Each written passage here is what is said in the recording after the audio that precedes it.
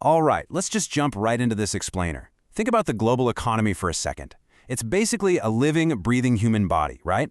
It's got this vast, unimaginably complex cardiovascular system that's pumping energy, food, and technology across thousands of miles of open ocean to literally every single continent. But what actually happens when one of its main arteries suffers a sudden catastrophic blockage? Today, we are taking a really cinematic, hyper-realistic look at how our entire modern world relies on just a handful of incredibly fragile geographical arteries, and the sheer cascading devastation that unfolds when they fail. $126.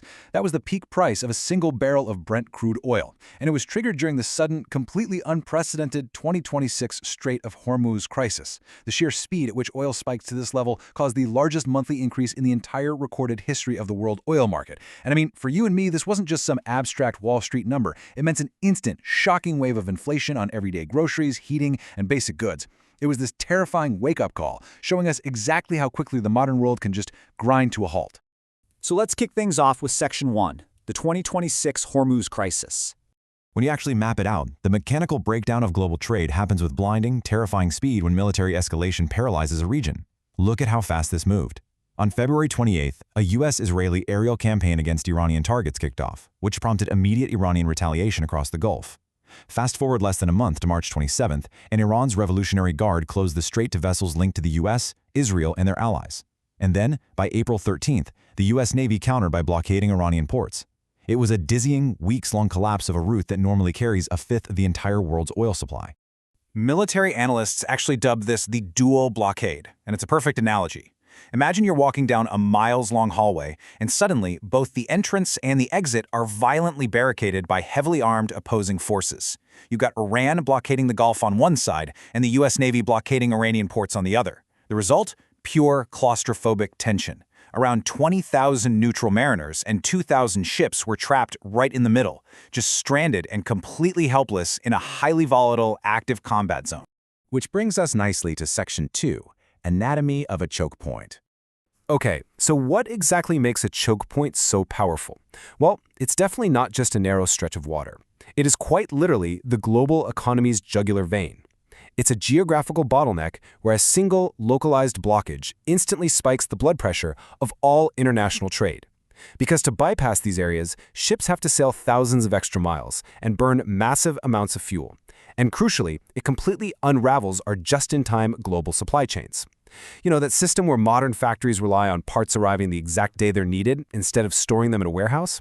Yeah, a slight delay in a choke point doesn't just pause manufacturing. It breaks the whole system. Now, the sheer concentration of resources forced through the Strait of Hormuz is absolutely staggering. We are talking about 20% of all seaborne oil, 20% of all liquefied natural gas, and up to 30% of internationally traded fertilizers. Literally, the energy to power our cities and the agriculture to feed our nations, all squeezed through a seaway that is just 21 miles wide at its narrowest point. To put that into perspective, that's roughly the distance of a standard 30-minute suburban commute. That is an insanely narrow, fragile global artery. And you know what's wild? This vulnerability isn't exactly breaking news. Over a century ago, British Admiral Sir John Fisher recognized 13 critical global bottlenecks. It's a strategic reality that fundamentally hasn't changed at all. There's a profound irony here, really. Despite all our hyper-advanced artificial intelligence, stealth jets, and global satellite networks, the modern world is still entirely tethered to these ancient, narrow passages of saltwater. All right, let's move into Section 3, the global economic shockwave.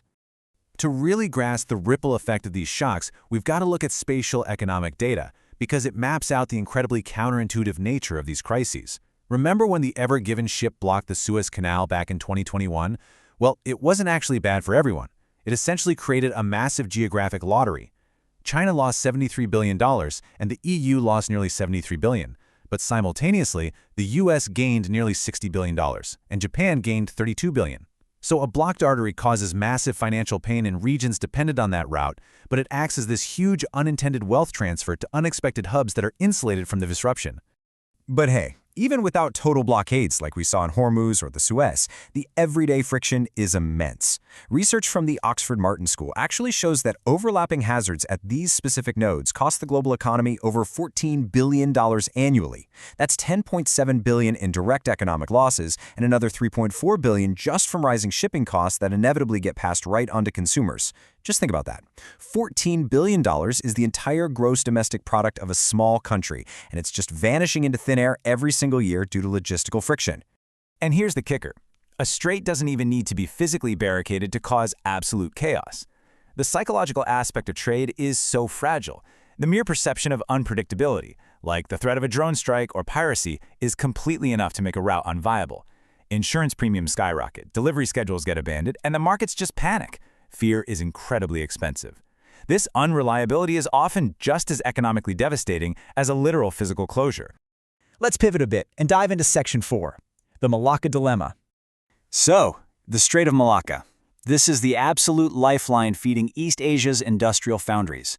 It's the world's busiest oil corridor, carrying a third of all global shipping between the Indian and Pacific Oceans. But the tension really builds when you realize that it transits roughly 80% of China's imported crude oil. 80%! That deep reliance creates a massive strategic vulnerability, which former Chinese President Hu Jintao famously coined the Malacca Dilemma. Because of that exact fear, we see these massive geopolitical megaprojects popping up, which are direct reactions to the terrifying fragility of these maritime bottlenecks. Take China's string of pearls port developments and their massive Belt and Road Initiative. They aren't just about economic expansion. You should really think of them as an insurance policy. They're largely defensive strategies to build overland pipelines through places like Pakistan and Myanmar, actively attempting to bypass that Malacca vulnerability entirely. Now let's look ahead to Section 5, Future Threats to Trade. Because today, industrial concentration and technical scarcity have created completely new types of blockades. The geography of power is rapidly shifting. First, we have what experts call silicon straits, where Taiwan's absolute dominance in semiconductor foundries creates a bottleneck for the computing power of the entire planet. Next up, mineral monopolies. China currently refines 19 out of 20 critical minerals that are desperately needed for the global green energy transition. And finally, we have data gates. Deep under the Red Sea, these really fragile subsea cables carry 90% of all internet data flowing between Europe and Asia. A single, localized disruption at any of these digital or manufacturing nodes could literally paralyze everything from electric vehicle production to global cloud finance. And beyond human conflict, we absolutely have to factor in Mother Nature. The recent severe droughts at the Panama Canal gave us this really jarring realization. A choke point doesn't need to be bombed to fail. Extreme weather can simply dry it up. It's a stunning, almost cinematic juxtaposition. Nature can achieve with a simple drought what militaries spend billions and billions of dollars trying to execute with blockades. Climate friction is now a first-order geopolitical variable that can restrict global transit without a single shot ever being fired. So I'm going to leave you with this final thought to chew on. In a world where everything is intricately linked, where all our data, our food, and our fuel are squeezed through just a handful of fragile, microscopic doors, are we actually building a resilient future, or are we simply waiting for the next inevitable systemic shock? Thanks so much for joining me on this deep dive into the fragility of our world. Keep questioning, keep learning, and I will catch you in the next Explainer.